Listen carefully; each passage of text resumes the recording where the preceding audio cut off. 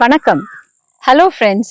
In story time at Kadambavanam, we are seeing the life history of the great saint Thirunavukarasar, tied to a boulder and thrown into the depths of the ocean.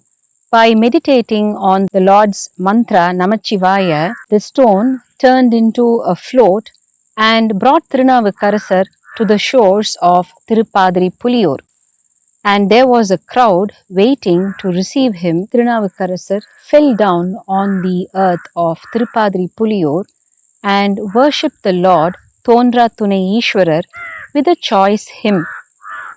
புழுவாய் பிறக்கினும் புழுவாய் பிறக்கினும் புண்ணியா உன்னடி என் மனத்தே வழுவாதிருக்க வரம் தர வேண்டும் இவையகத்தே. O Lord, even if I be born a worthless worm in my next birth, please bless me so that I do not ever forget meditating on your lotus feet. So thinking, Thirunavukarasar stayed in Padri Puliyur for some time, singing the praises of the Lord, and then again he wanted to see his beloved Lord Veerataneshwarar, and hence he left Padri Puliyur and proceeded towards Tiruvadigai Veerattanam. Visiting a few temples like Tirumani Kuri and Tiruthanai Nahar en route, he reached the banks of the Kedila river, where hundreds of devotees had gathered to welcome him. The entire place was wearing a festive look. With music and dance, they showered petals of flowers and welcomed Navukarasar back to Tiruvadigai Veerattanam, as he had come successfully facing the challenges thrown at him by the Jain monks. With his eyes in tears, Navukarasar went to the temple and there worshipped the Lord and the greatness of the Lord, who had forgiven him for having gone into the Jain fold and come back. And he sang what is known as the Yezhai Tiruthandagam, where every stanza completes with the line Yezhayen Naan Pandu Ihalndavare. As he was living in Tiruvadigai Veerattanam for some time, the Pallava king, who had made him undergo so many hardships listening to his Jain monks, finally came to his senses and, wanting to beg pardon of Navukarasar, came straight to Tiruvadigai Veerattanam and fell at his feet. Seeking the divine grace of Lord Shiva, the Pallava king converted to Saivaism, and he destroyed all the Jain mutts in Padaliputra and built a huge temple for Lord Shiva, Gunadhara Vicharam. Thirunavukarasar left Tiruvadigai Veerattanam after some time and visited a few temples like Thiruvennainallur, Thiruvamattur, Thirukovalur, singing the praises of the Lord en route, and reached Thirupennagadam and went to the temple known as the Thiruthunganai Madam, and there he sang Ponnar Thiruvadi Konrundu Vinnappam. He requested the Lord to grant him a wish. He wanted the Lord to cleanse his body that had sinned by going into the Jain fold, by putting on him the signs of the sacred 3 leaves of the Vilva and that of the Rishabha, and acceding to his request, Lord Shiva sent one of his Bhuda Ganas and, without the knowledge of anyone, blessed Thirunavukarasar by affixing the Rishabham on one hand and the Muilai Sulam, holy 3-leaf symbol, on the other shoulder, after which he left from there and went to the holy cities of Thiruvarutturai and Thirumudukundram, which is today's Viruthachalam, and worshipped the Lord. And finally, going further east, he went towards the Niva river. On the banks was the beautiful garden that led to Thillai. Sekira writes how the birds in the garden, such as the Nahanavai and the peacocks, sang Hara Hara, welcoming Navukarasar. Navukarasar reached the precincts of Thillai, which housed the 3000 Thillai Andanars, and worshipped the tall walls that were abutted by moats full of water.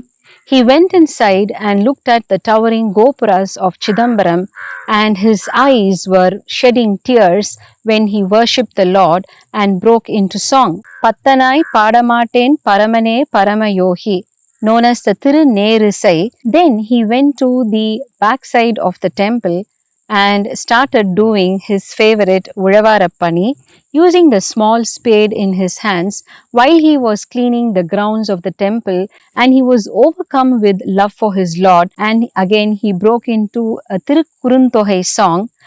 அன்னம் பாலிக்கும் தில்லை சிற்றம்பலம் பொன்னம்பாலிக்கும் மேலுமே பூமிசே எண்ணம் பாலிக்கும் மாறுகடில் புற இன்னம் பாலிக்குமோ இப்பிறவியே. So singing, he went on about his cleaning work with utmost sincerity and stayed there for quite some time.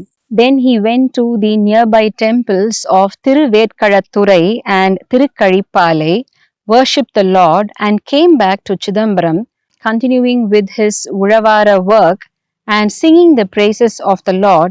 He sang the Periya Tiruthandagam. Ariyaneyaldanartham சிந்தையானை அருமறையின் நகத்தானை அணுவை யாருக்கும் தெரியாத தத்துவனை தேனை பாலை திகழ் ஒளியை தேவர்கள் தம் கோனை மற்றை கரியானை நான்முகனை கனலை காற்றை கனை கடலை குலவரையை கலந்து நின்ற பெரியானை பெரும் பற்ற பொலியூரானை பேசாத நாளெல்லாம் பிறவா நாளே பேசாத நாளெல்லாம் பிறவா நாளே. So while he was singing and rejoicing and staying in Chidambaram, he heard about the little child Jnana Sambandar, who had been granted with divinity by the Lord and Goddess Uma Deviya themselves. And wanting to meet the child, he took leave of Chidambaram, and en route he again worshipped Lord Shiva at Tirunarayur and finally reached Sirhari. Upon hearing that the great saint, who had been given the name Navukarasar by the Lord himself, was coming to meet him, the child Jnana Sambandar, together with his devotees, went ahead to welcome Navukarasar. As Jnana Sambandar's palanquin reached the outskirts of Sirhari, Thirunavukarasar went into the crowds and worshipped the child's feet with his hands. Seeing this, Jnana Sambandar was shocked and jumped down from his palanquin and ran towards the aging Navukarasar, and with his lotus hands brought him up, calling out Appare, meaning, "Oh my father." And Navukarasar said, "Adiyen," meaning, "I am your humble servant."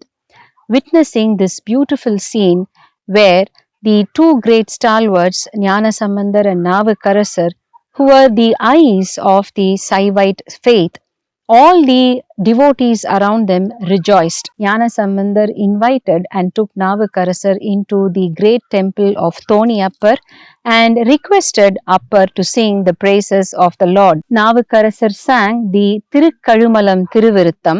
After that, Navukarasar expressed his wish of wanting to worship all the temples dotting the landscape of the Chola country, and so together the saints proceeded towards Tirukolaka.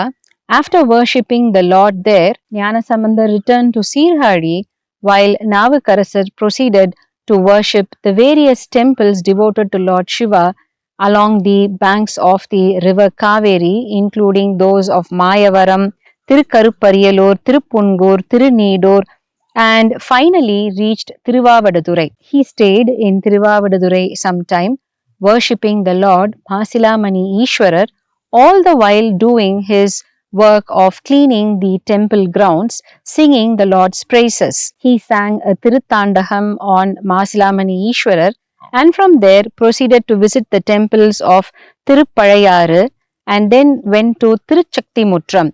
Tiruchaktimutram was the place where Uma Devi herself worshipped Lord Shiva and was blessed by the Lord.